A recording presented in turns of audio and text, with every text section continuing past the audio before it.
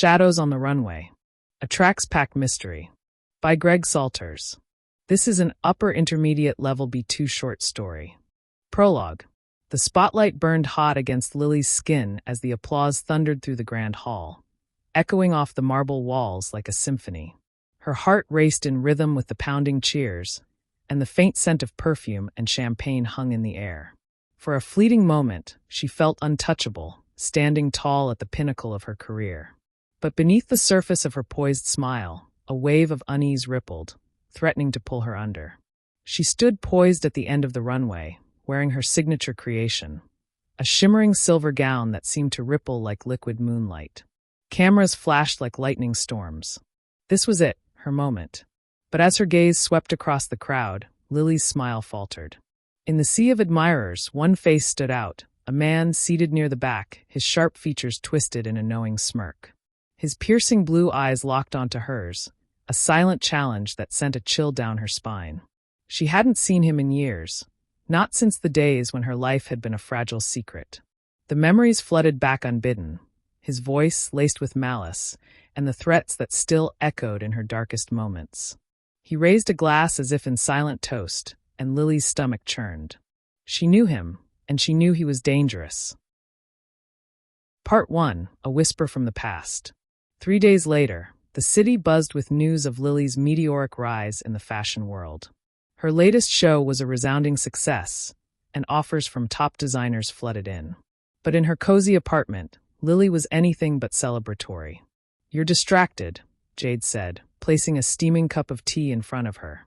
The scent of chamomile filled the room. Lily looked up, startled.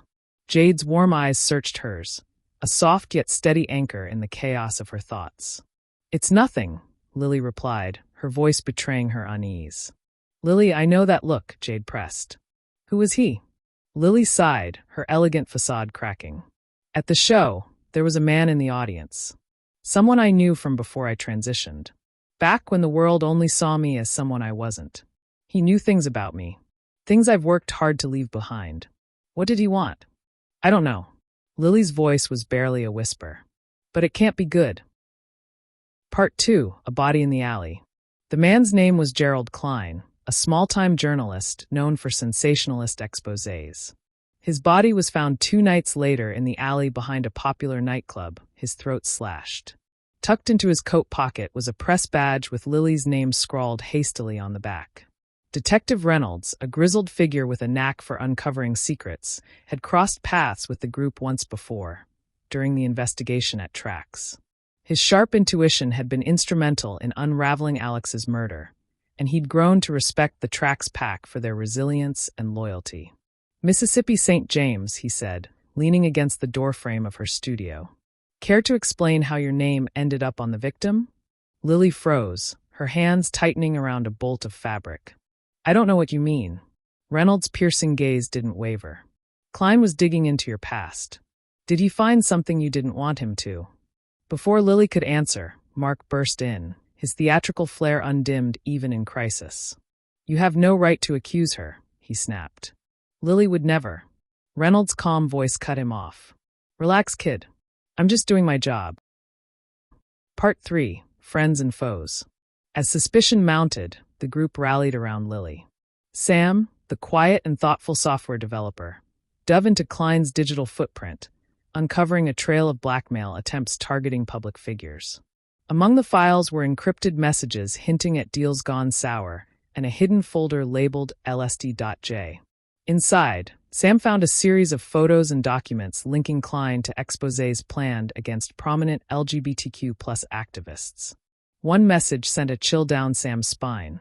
"The truth about St. James will ruin them all." Mark, Lily's dramatic and outgoing friend, worked his charm to gather gossip from the nightclub's staff.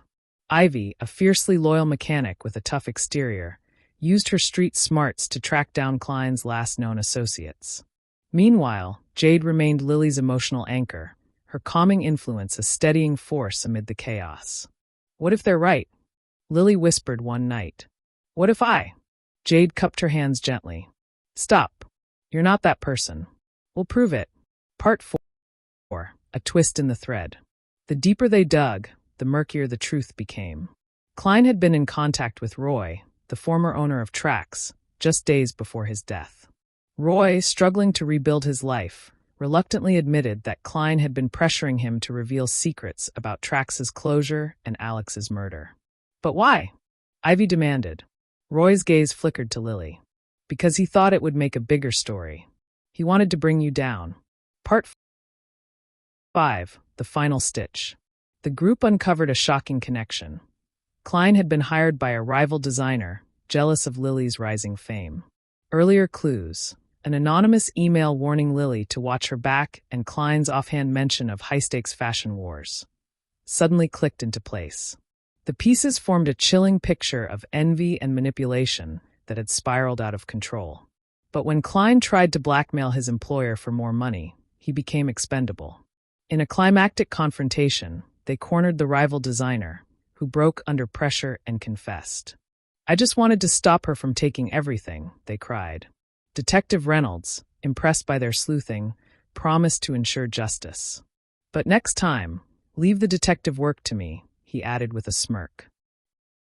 Epilogue. As the dust settled, Lily stood with her friends at a rooftop party celebrating her latest success. Beside her stood Harper, a journalist turned activist who had been helping expose Klein's corruption. Their hands brushed as they both reached for their glasses, and Harper smiled warmly at Lily, a connection sparking between them. "I couldn't have done this without you," Lily said, raising a glass, meeting Harper's gaze as the group cheered. Sam grinned. "What are found families for?" The city skyline shimmered, a testament to resilience and the power of chosen family. The end. Thanks for listening. For more Flamma Indomita stories, visit the Queer Triptych at www.queertriptych.weebly.com. Don't forget to like, subscribe, and above all, shine your light for those who might need it.